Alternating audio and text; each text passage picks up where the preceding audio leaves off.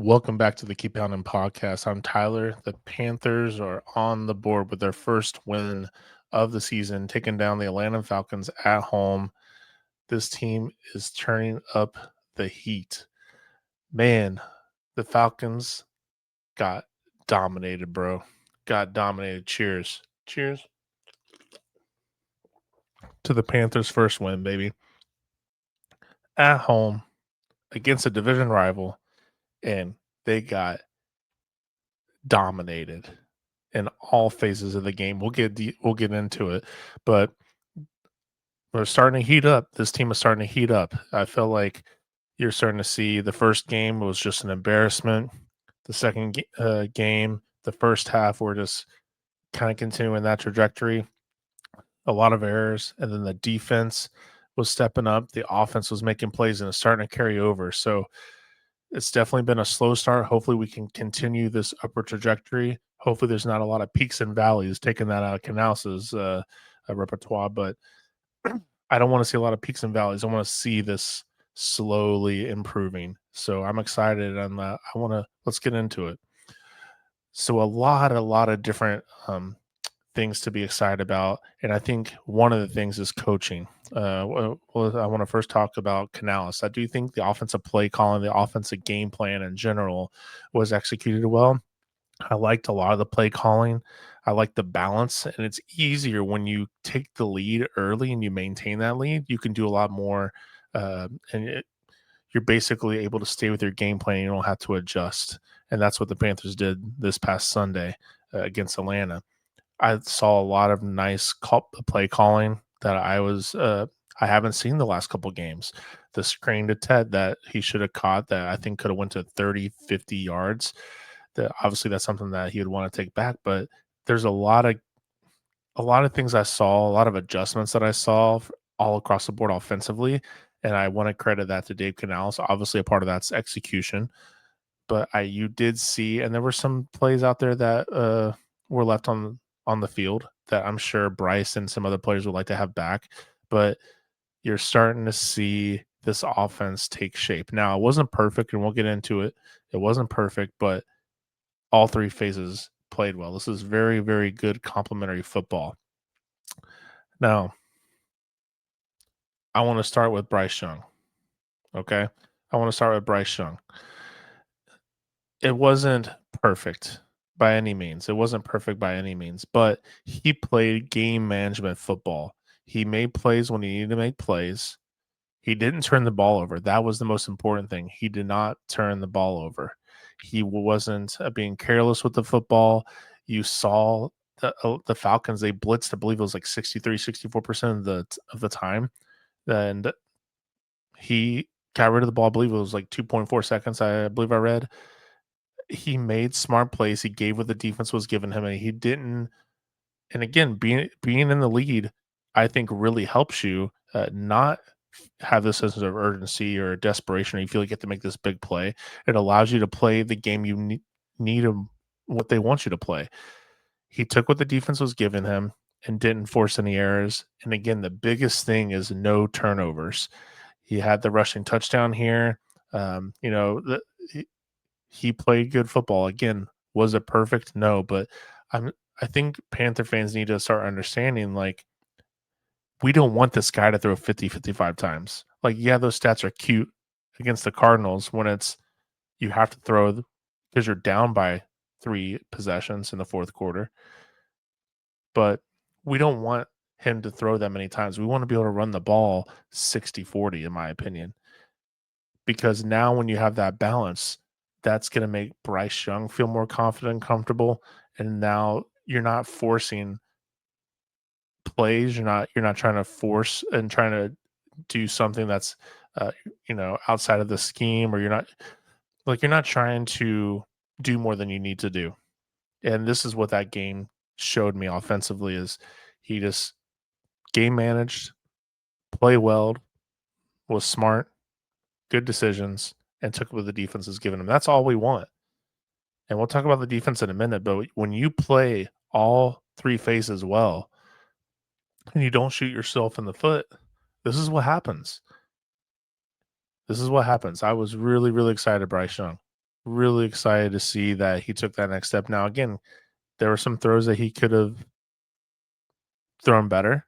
There's a couple that I'm thinking of right now, Hunter Renfro. But again, like we got to get him comfortable. Got to get him comfortable.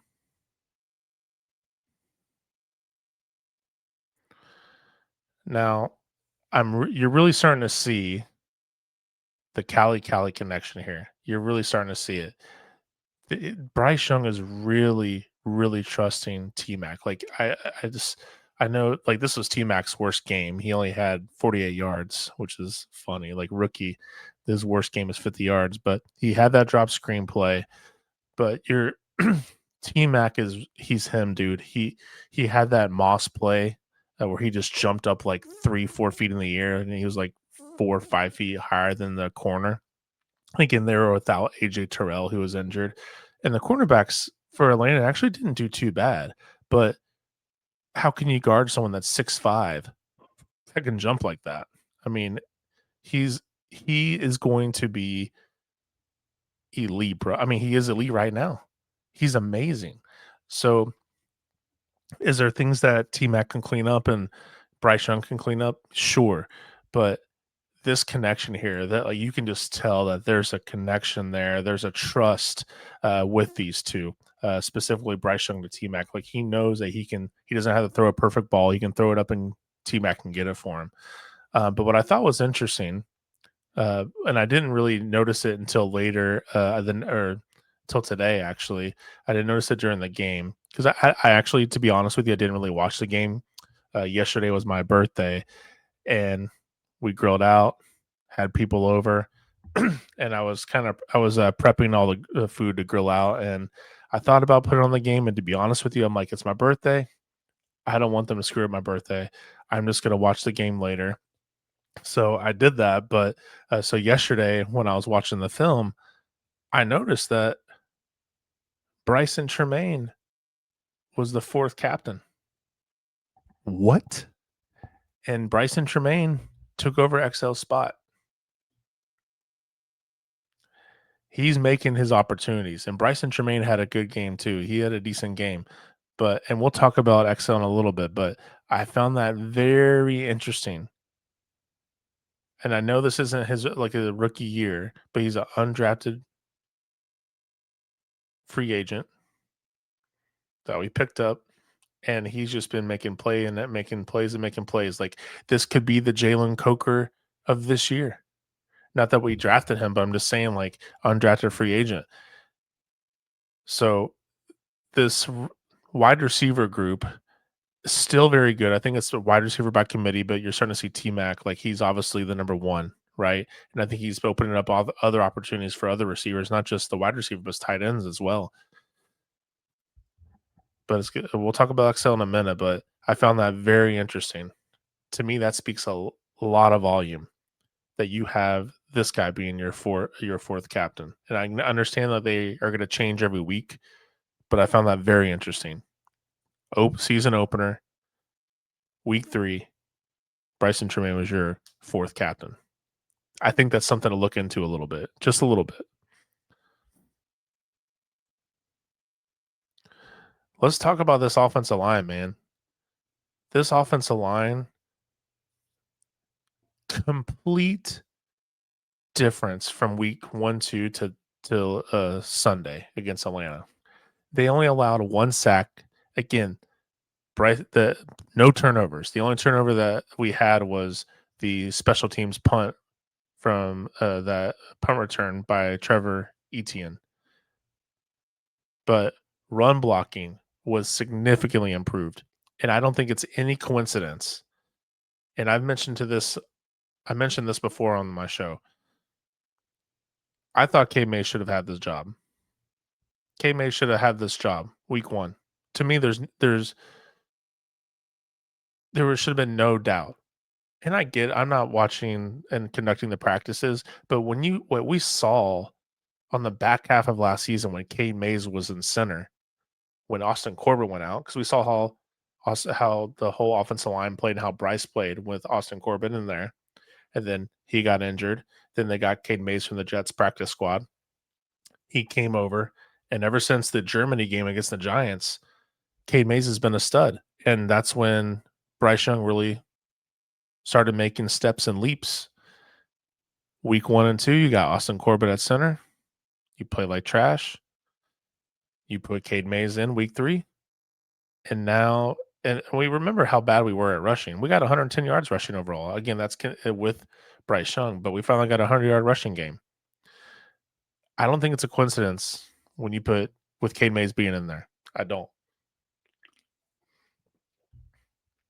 And I know that Canal said Austin Corbett may come back within 6-8 weeks. That's cute, but he's not coming back as a starting center.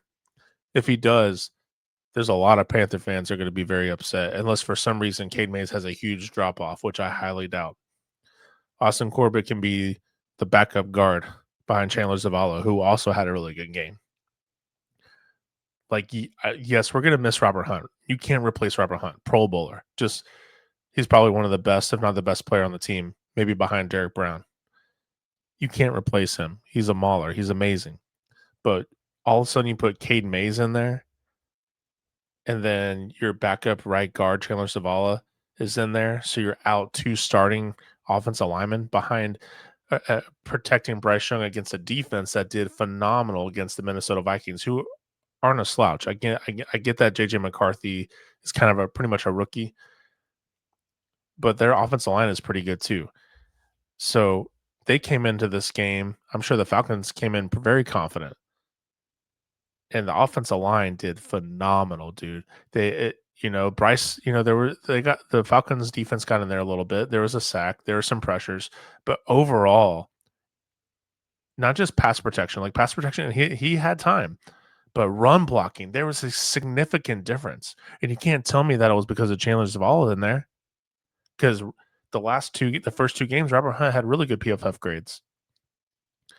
To me, that's a big difference. And I think a part of that's continuity, because he mentioned that and preached that both Dan Morgan and Dave Canales mentioned how they brought everyone back for the continuity. Well, do you not remember how? And this is why I was screaming and like upset that Cade Mays wasn't the starting center, because did you not see the continuity that and how the offensive line group played when he came in and started center? I didn't understand that. And to me, you can't tell me otherwise that it's not Cade Mays being under center and Austin Corbett not being there. I was really impressed with his offensive line group. Chuba Hubbard had a really good game. He had an 80 PFF grade.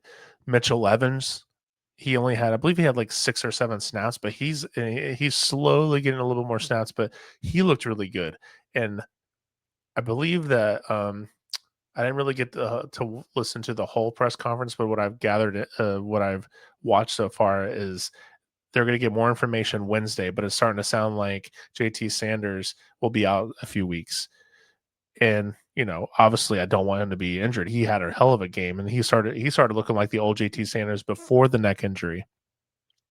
But Mitchell Evans excites me, dude. He looks physical out there. He's reliable. He looks like a complete tight end where he can catch, he can block, both pass block and run block. So Mitchell Evans is about to get just like, and we'll talk about it a little bit with the other younger guys on defense that got a lot more opportunities because of injuries, and also because Canales wants him to start playing the younger guys. Mitchell Evans is about to get some more opportunities. So you have Tommy Trimble, Mitchell Evans. I'm excited. Mitchell Evans had a heck of a game. He's doing, this rookie class is definitely taking advantage of their opportunities.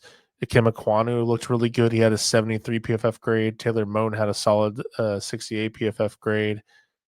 JT Saunders 68, Bryce Young 64. So this offense, again, like, can there be improvements? Yes. There's several plays that you look back and say, oh, okay, Bryce probably wanted that back.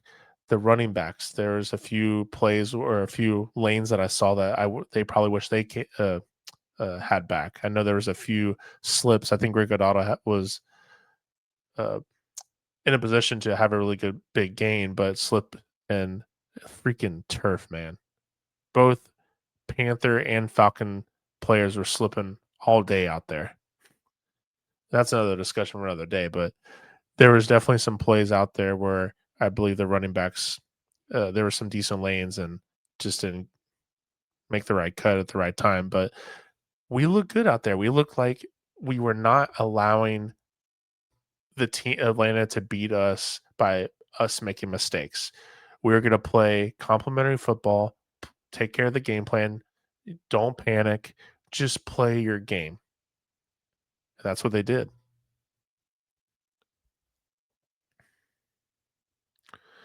But the running game, again, like the running game, Rico looked really good in the fourth quarter. Rico, like to me, especially at the beginning, maybe the first quarter, maybe like the first half of the second quarter, I like seeing Chuba getting in there a little bit more, and then getting sprinkle Rico in there, so that way the second half of the game, you can really have that 1-2 punch. But you really started seeing Rico really take over the fourth quarter running the ball. He looked really good, and this excites me because again, we have a good running offensive run blocking offensive line. We have Chuba Hubbard, who's really good. Rico's really good. He played at Dallas, and it's looking like it wasn't just because of the good offensive line that he did well. He's a good running back. He had 1,000 yards rushing last year.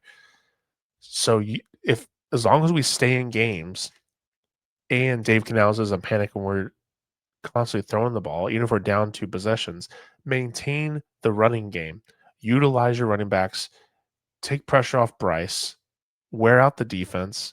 And I get like, I still don't know this identity, this offensive identity with the Panthers. It's starting to really feel like they want to be a pass first offense, but I just don't think they can be that right now until you really start to see Bryce Young take over games. Had a, to me, like a game managing quarterback, which is who Bryce is right now, like that can change, but you can't Bryce Young be who he is right now. You can't be a pass first offense. I just don't think that's smart. Let's be balanced. And Dave Canales has mentioned that he wants us to be balanced and he wants us to be a run first offense. But I get that the first several games we've been down a lot and you want to throw the ball more, but it doesn't work when you just want to keep throwing the ball. We need to be balanced just to keep the opposing defense honest. But we finally got the running game back. That was a huge contributor, in my opinion, on keeping Bryce confident, relaxed in the pocket, taking pressure off him, wearing down the clock, game management, allowing the defense to rest. All that's important. And they were good chunk yards. It wasn't like the first 2 games where we were getting like 2 yards, 3 yards maybe.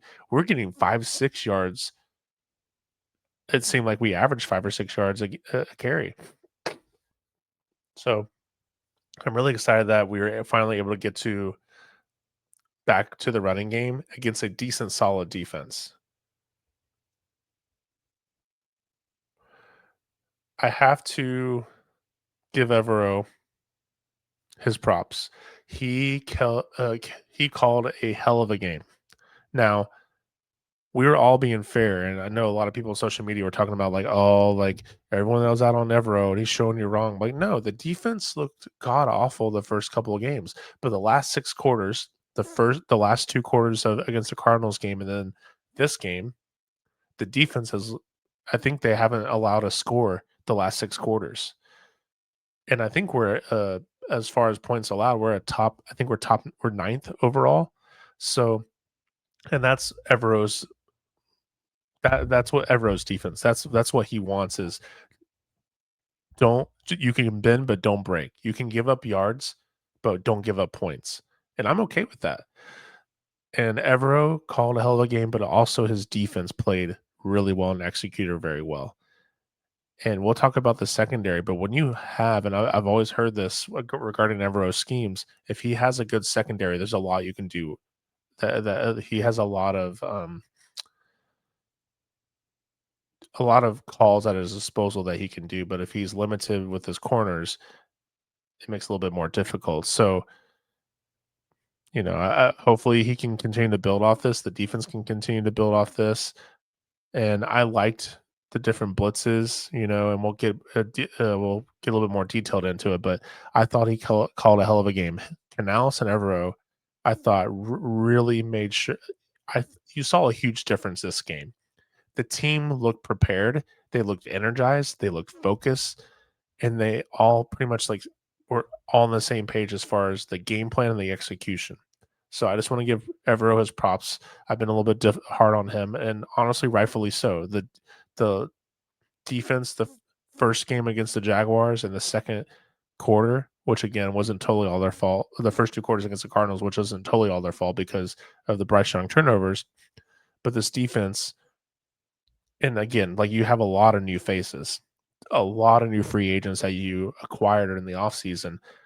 It's going to take a little bit of getting used to. But again, and I think the fan base is a little divided in this, but to me, that's what the preseason is for. Play these guys more so they get more comfortable, more confident playing together, both offensively and defensively. Because if this is who you are right now, like, and they start playing, not expecting them to shut out everybody and beat everyone 30-0, but if you start playing competitive football from here on out, that's showing me that you're not getting your team prepared and you're not doing enough in the offseason to get them prepared week one. That you need a couple games. Last season, it was half the season. This season, hopefully, it's just a couple games. So hopefully Canales can learn and build off this, and hopefully we can continue playing the way we've been playing competitive and playing smart football, turnover-free football.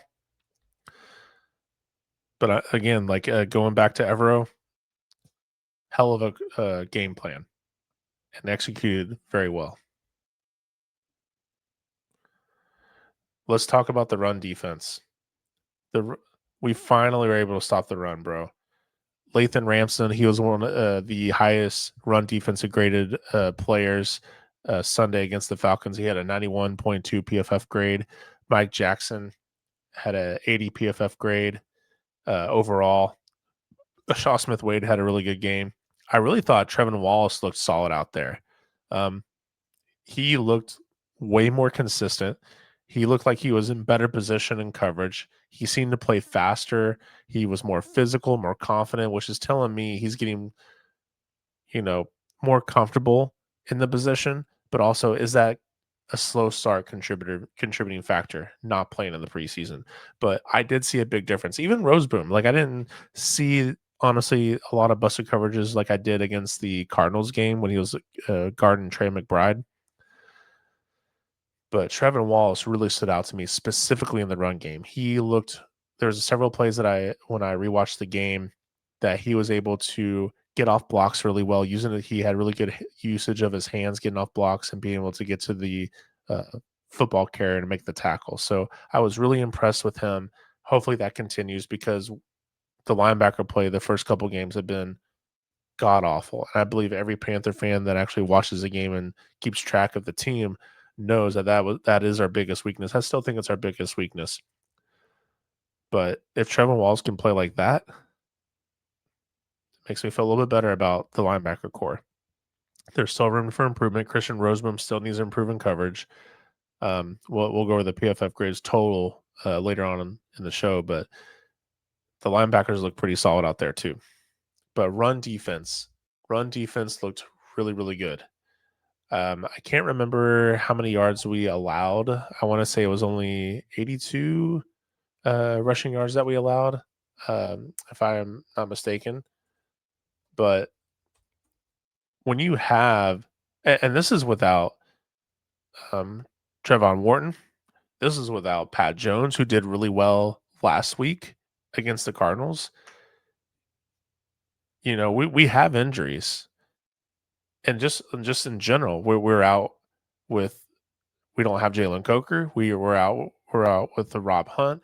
We don't have Austin Corbett, who's your starting center, and we still beat the brakes off these guys. Again, they had AJ Terrell that was out. I get that, but that is what I want to see is a Panthers football team, and you have injuries and your depth stuffs up. That's what it's all about, and that's what we haven't seen in a long time is the depth. We allowed 131 yards rushing. So Bijan Robinson had 72 yards. Carter had 46. Tyler Algier only had one carry for 4 yards, which is surprising. Michael Penix had 2 rushes for 9. So 131 yards, but still, that's better than 200 that we gave up against the Falcons. So, but run defense, I was very, very, very impressed with. Another thing I was really impressed with defensively was the pressure we were finally able to get to the quarterback. Now we didn't get any sacks, but we were able to create pressure in different ways and at different position groups. So PFF, they no per PFF we didn't get any sacks, but we created 13 pressures. And to me, it all started in the interior, starting with Ashawn Robinson. Ashawn Robinson had 3 QB hurries, and just defensively, just the defensive line as a whole. And again, I'm not a huge, I'm not gonna sit up here and say I'm a huge like film guy or I can break down film or anything like that.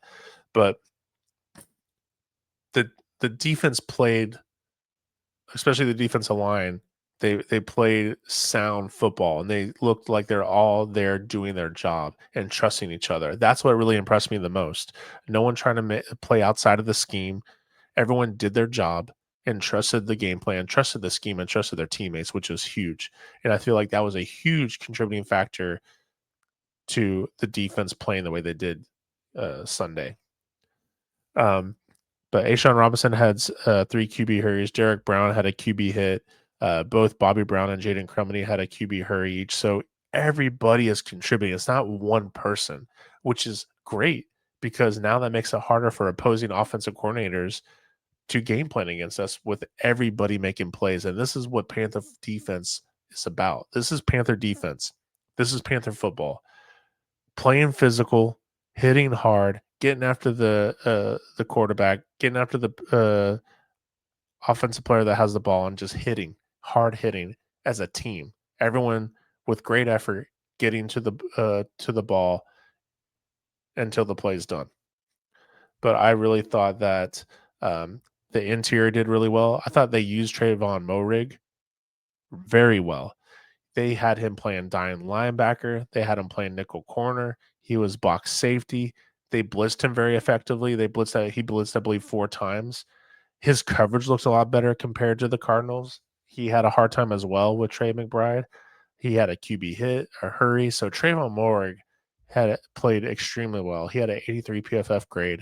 Um, but I thought the way that Evero used him in different ways, because again, he's a very versatile safety. The biggest knock on him and the biggest knock that I gave on him was, is he good in coverage? And he looked really good. He was hitting everywhere on the field. He was everywhere on the field. So I love the way Evero is using him.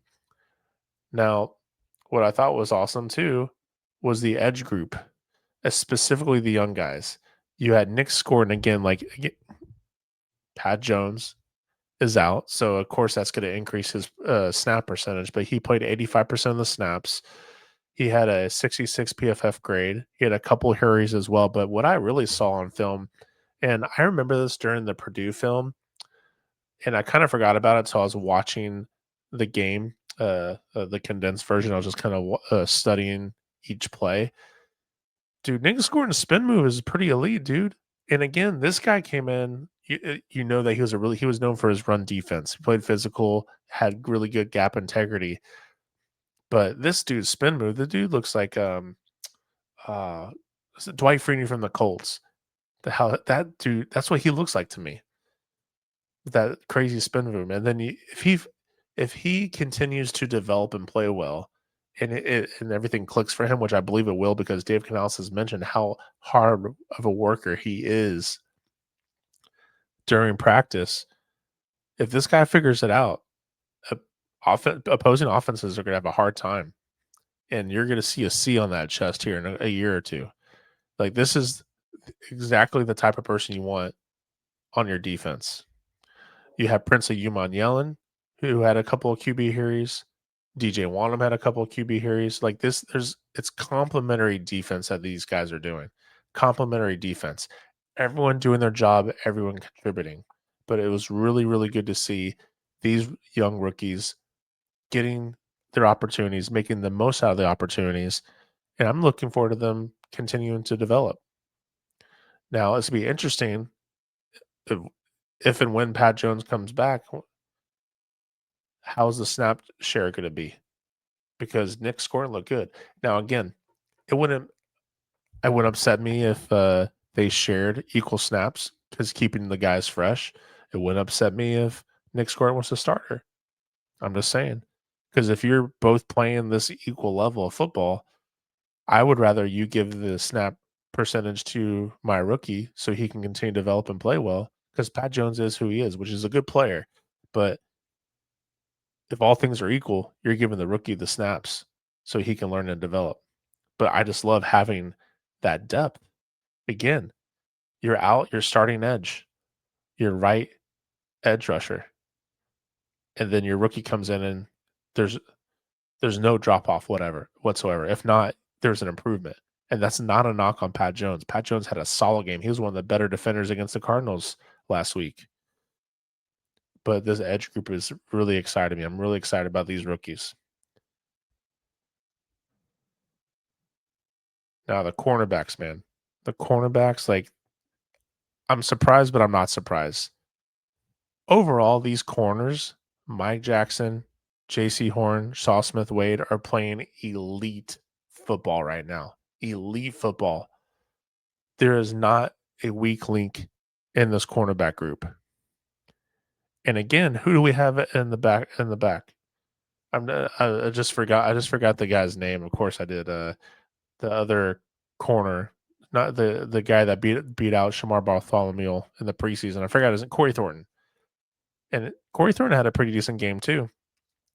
He had a few snaps out there, but overall, like there isn't a weak link here, which is great. And this is going to be something that we're going to need, especially when we start competing competitively and we're competing for the division and we play against the Bucks, where you have Mike Evans, you have Chris Godwin, you have Emeka Ibuku who's playing amazing, second best wide receiver in the rookie class behind T Mac, by the way.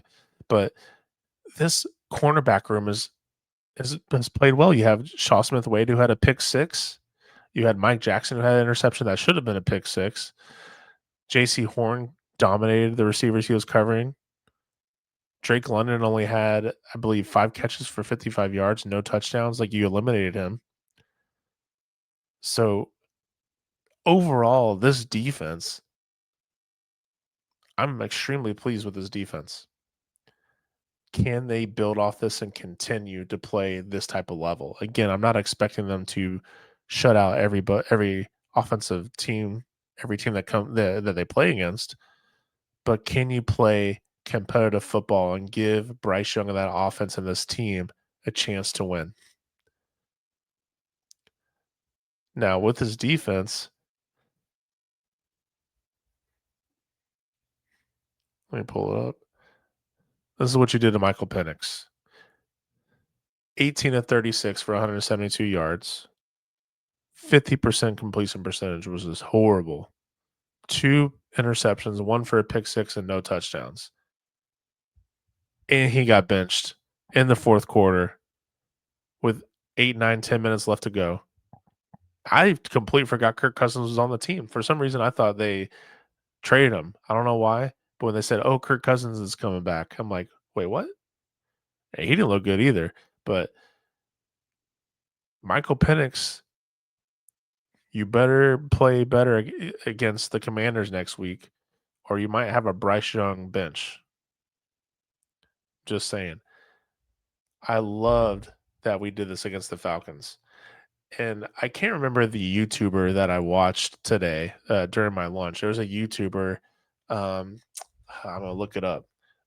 It was basically this YouTuber. I think he reacts to not just the Falcons, but C Dotty. If you haven't seen it yet, go on YouTube and type in C Dotty reacting to Panthers versus Falcons. Dude, you're gonna cry laughing. I was dying laughing, dying. This dude was so upset, and and it made me just enjoy my lunch even more, just knowing that we ruined his Sunday. But if you haven't, you got to check this guy. This guy is I was dying laughing. So I love that the Panthers did this to the Falcons. The Falcons played the way the Panthers did week 1. And to be honest with you, again, I didn't think we were going to win.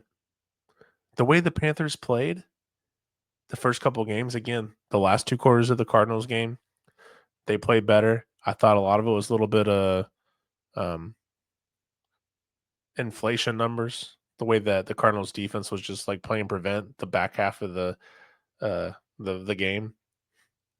I thought there was a lot of inflation numbers there, but I just didn't expect that much out of it, to be honest with you. I thought again, I know we played against Michael Penix week 17 last year, and I thought he did pretty good. I haven't really obviously watched that much Falcon football, but I do believe in this kid, but he looked unprepared. He looked we rattled him. And I thought they had a very poor game plan. They came unprepared, and this is what happened. And what also happened,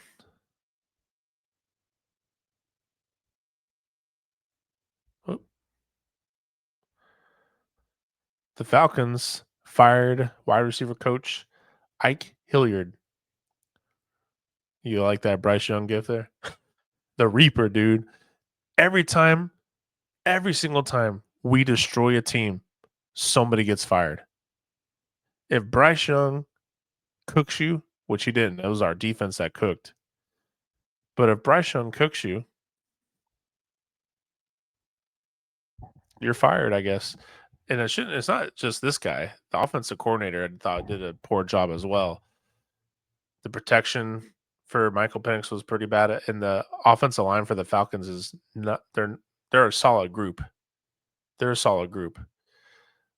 But man, week 3 and you already got a coordinator position, Falcons wide receiver coach fired.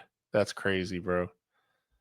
But another person I want to shout out who I gave a hard time during the preseason, and rightfully so. Like, I'm going to call a spade, but I'm also going to give someone their props when it's deserved. Ryan Fitzgerald, bro. Ryan Fitzgerald had a hell of a game. Hell of a game. This dude, he was 3 for 3 for his extra points. He was 3 for 3 for his field goals that he attempted. I think the longest was 57. The other one was 49 or 47. His kickoffs, they're like knuckleball kicks. Ken also saying during the press conference today that the special teams coordinator had him hit specific landing zones, which made it hard for the kick returner specialist to field the football cleanly. And you saw that several times. There's 2, maybe 3 times on his kickoff returns that they could not field the ball cleanly. And so now you're having the Falcons offense start in an unfavorable position. And then what's even funny is before Ryan Fitzgerald's first field goal attempt, you had Romo, the Atlanta Falcons' new kicker, was 0 for 2 and missed a 47-yarder and then missed a 55-yarder. And yo, yo, was it Yoho Kim or I can't pronounce his name. I bet you're gonna call him back like, "Hey, bro, we're sorry. We're so sorry we cut you." And I don't follow too much Falcon football. I don't know like how bad or good he was or if he missed some clutch kicks. I don't know what's going on, but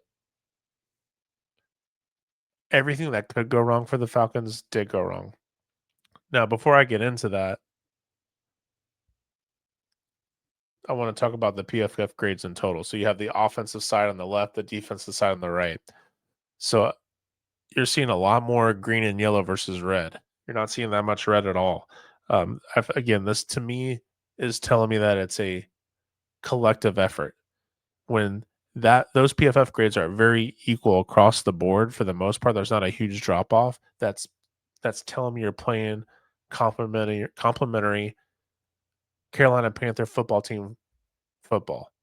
You're playing as a team. You had certain people that stepped up. You had certain people that that you would expect a little bit more, some a little less, but everyone like there wasn't a liability out there.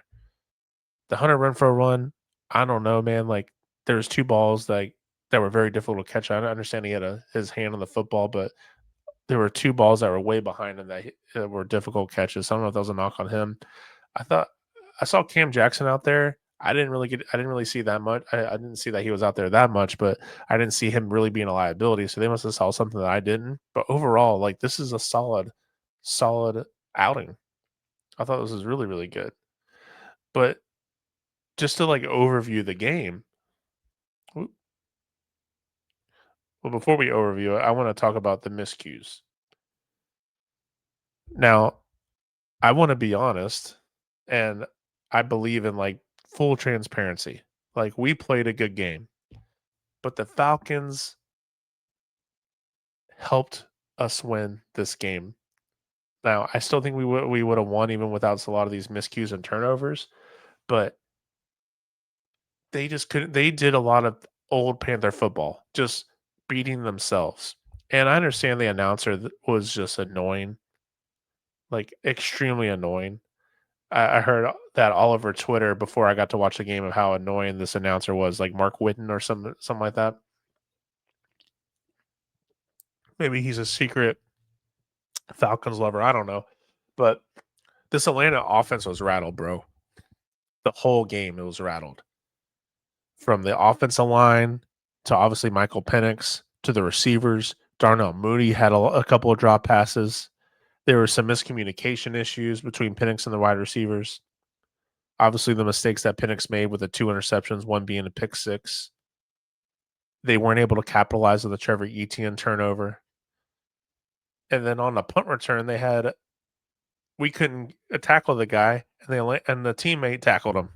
Like everything that could go wrong was going wrong for the Atlanta Falcons. Now, you obviously have to give us credit. Like the Panthers did an amazing job, but when you're starting to play better teams, and Atlanta, to me, they are a decent team. They're going to play us better than when we go to Mercedes Benz in a couple weeks. When we go down to Atlanta, they should play us better. But this wasn't just a they got out with Atlanta got out coached. They got out executed, but they also hurt themselves. And this is just a point for all Panther fans and the team. Just do your job, do mistake-free football. Don't beat yourself, and you have an opportunity to win. I know I'm sounding like Ron Rivera, but just do your job, execute. Don't try to play outside the scheme. Don't make mistakes, and you have a chance to win. Now, just an overview as far as like how I felt the game went.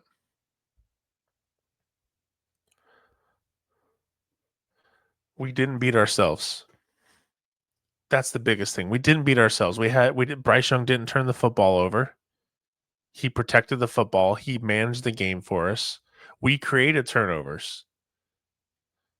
We played complementary football. Again, everyone on defense was doing their job. The offensive line protected Bryce Young really well, and the run blocking that I think that really helped open things up, and I think that was going to really help continue to open things up for this offense. Because if you can prove to opposing defensive coordinators that now that running the football is consistent for you, now the opposing defensive coordinator, they're not going to stack the box as much as they have been because when the defensive coordinator knows you can't run the football and Bryce Young struggles with pressure, that's like that's every defensive coordinator's dream. So if with us protecting Bryce, continue to protect Bryce, but really establishing the run game and not falling 2, 3 possessions behind, this is really going to help our offense moving forward.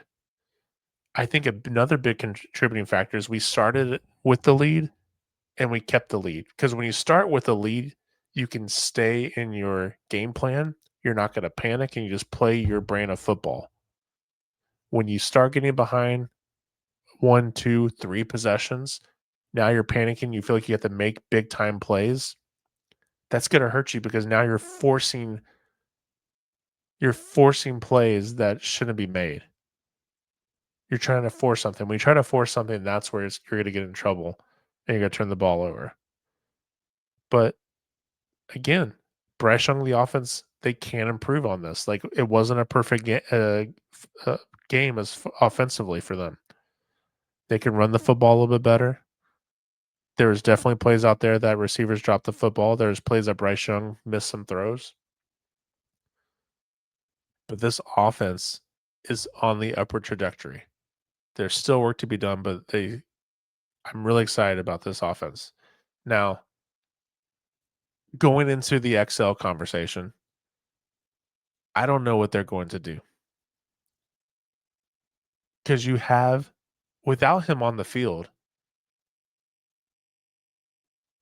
the offense looked far more better. They look to me, I think it's not just as far as XL, and this is just my opinion, okay? As a fan, this is just my opinion. I don't think it's just like a mental funk for XL. I think also Bryce Young doesn't trust him. And they don't have this like on the field relationship trust that you need to be successful. I do think XL's in his head. And I do think what if I'm Dave Canales, you bring him back XL. Let's just say he's healthy for the New England game next week. You can't, to me, you can't start him as your wide receiver too. I think you need to slowly get him into the game. You play the best player who is hot. Who do you trust more? Because to be fair, there was a couple of presentations that I just wasn't able to do because work has been busy. And one of them was me talking about the Cardinals game, and one of the topics was XL. He had 8 targets for -2 yards, and there needs to be context to that. Like a lot of people, yeah, and rightfully so. Like people should be putting some heat on XL, but also you need to put some heat on Dave Canales for putting him in the position or not putting him in a position to succeed. And you also need to put some heat on Bryce Young, who there was at least 2, probably 3, but at least 2 that I remember balls that he threw at him that were not even close and he was open. So we can look at that stat and say, wow, XL, you're on the hot seat, or, you should be benched or whatever. I don't think he should be benched, but I think you need to slowly add confidence to this player because he has the skill set to be successful. He does. But you also have to do what's best interest of the Carolina Panthers. And Bryson Tremaine is far more consistent. He's 6'4", he's physical. We saw him have that huge hit on special teams. Like he's a all around good player. To me, you have to start him as wide receiver too until Jalen Coker comes back, and then hopefully XL continues to play like he plays well next week against the Patriots with his opportunities that he's going to get, and then Jalen Coker comes back, he takes a wide receiver spot, and then you have a competition of wide receiver 3. But dude, I can't take away reps and Bryson Tremaine's snap percentage. I can't take away his snap counts. He's proving to be very reliable for Bryce Young, and it seems like Bryce Young trusts him too. If Bryce Young trusts these receivers, he's going to play better. And I just think there's a trust issue between XL and Bryce Young. That's just my opinion. You just sense that watching the football game with the Cardinals. Like there were some plays that XL didn't create good separation. I don't really recall him dropping a pass that he should have caught. But that's going to be interesting to see next week. Who starts wide receiver 1? What's the snap percentage count going to be for XL and Bryson Tremaine? Because again, when you have XL out, because again, according to Chris from Charlotte Vibe, it was a legit injury. A lot of Panther fans were speculating, like, oh, is that just a weak bench because he played like trash?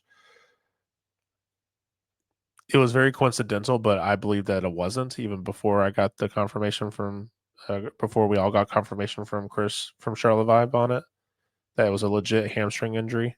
I'm not sure if it was the same hamstring, but it's going to be interesting to see. It really is. And I think you have to stick with Bryson Tremaine. You have to stick with who, to me, Bryce Young is more comfortable with. And I really thought they were trying to. It really seems like they were trying to force feed XL. Like the first game, T Mac just looked apart and he hasn't looked back. And he doesn't have like, oh, I made a mistake, but I'm gonna get the next one. It just seems like XL is depressed, something.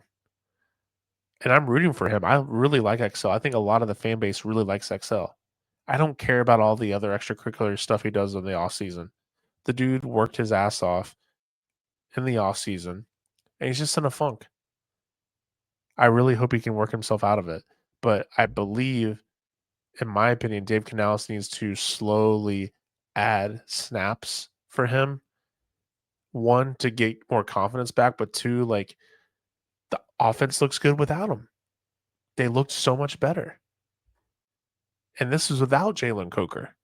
This is without XL against a decent Atlanta defense that played phenomenal against the Minnesota Vikings. So like if our depth is showing like they can be competitive and they're more reliable, to me, you go with the hot hand until proven otherwise.